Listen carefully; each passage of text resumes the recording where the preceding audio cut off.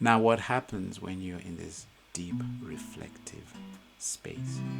You naturally start pushing open the doors of the unconscious. Remember, the unconscious is the concept of God. You start connecting with God. And you broke into the realm, or you break into the realm of the contemplative. This is sitting with God, literally. So it is the fringe. You are on the precipice between the self and God, that boundary. And beyond that, if you go even deeper, then we are in a space called meditation, that meditative space, which is an encounter with God, literally. But it is important as well to realize that this space is deep in the spirit realm, which means if you go in there unguided, if you go in there without a frame of reference, without an anchor, you open yourself up to potential harm and danger. It's for this reason that the sacred book says, meditate on the word. Do not meditate in the open, because you will encounter spirits, good, bad, and ugly. Remember where we started. We started by saying we are, as individuals, integrated circuits, interconnected by our different levels of consciousness. What are these different levels of consciousness? Awareness, consciousness, subconsciousness, the unconscious. And what is it that holds these different layers together? Our value system. What drives our value system? Our thought processes. So the quality of our thought processes will determine where on that spiritual ladder, which rung of the spiritual ladder we operate from. So notice, while we get to use the word prayer loosely, prayer is anything and everything. Worry is prayer. The only question is, who are you praying to? What are you praying to? What's the outcome? Because those who worship the devil, the Satanists, pray to the devil as well. So don't assume that prayer is always to God. No, it's not. Anything that's happening in the realm of thought is happening in the realm of the non-tangible, the intangible. And everything is everything in the physical is but a printout of something that is happening in the spiritual. So, external manifestations of internal representations, by their fruits you will know them. When you see someone's actions, you can tell what it is that they are thinking. It's just a mirror.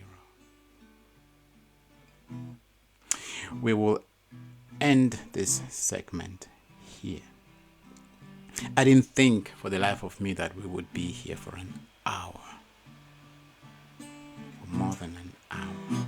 Looks like we've just gone 1 hour. So let's close with a bar of music.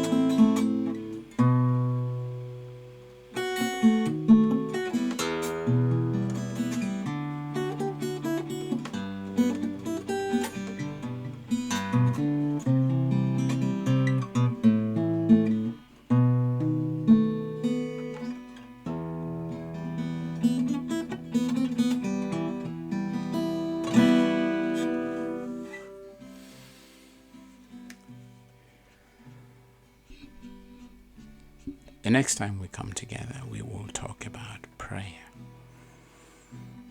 A word so often used, multifold misused, and sometimes abused. Again, it will be a conversation, us exchanging energies and building synergy. We all seek the truth. And remember, we need to go easy on each other and on one another, because everyone is on their journey. And our deserts will be different. So if you see someone going down a certain path, all you can do is say what you think. You don't know why God sent them down that path. You don't know what it is they need to learn so they can later teach, once they would have gone through the experience and would have come out the other end. What I've come to understand with spirituality is, if you're truly looking for God, you can never go astray.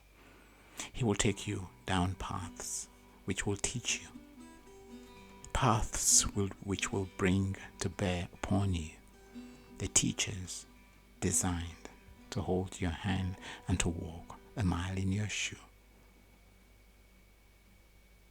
When you walk with these teachers, they will educate and elevate you. If you pick the wrong teachers, they will indoctrinate, not celebrate you. So it is important to know the difference, one from the other, and not confuse one with the other. It was a pleasure spending this time with you. Once again, my name is Kenneth, and I serve under the canopy of the contemplative. This is a foundation, the foundational layer of our church, because everything else that we do is threaded through the concept, the precepts of the contemplative. The mission and the vision is such that if you were to meet anyone in any of the other areas of our parish and you were to speak with them, speak to them, we would all be speaking the same language. You would have the impression that you were talking to the same person over and over again, because we all subscribe to the same mores, values, ethos, principles, and scruples. I look forward to catching up again soon. Have an amazing day today and a most fulfilling rest of the week.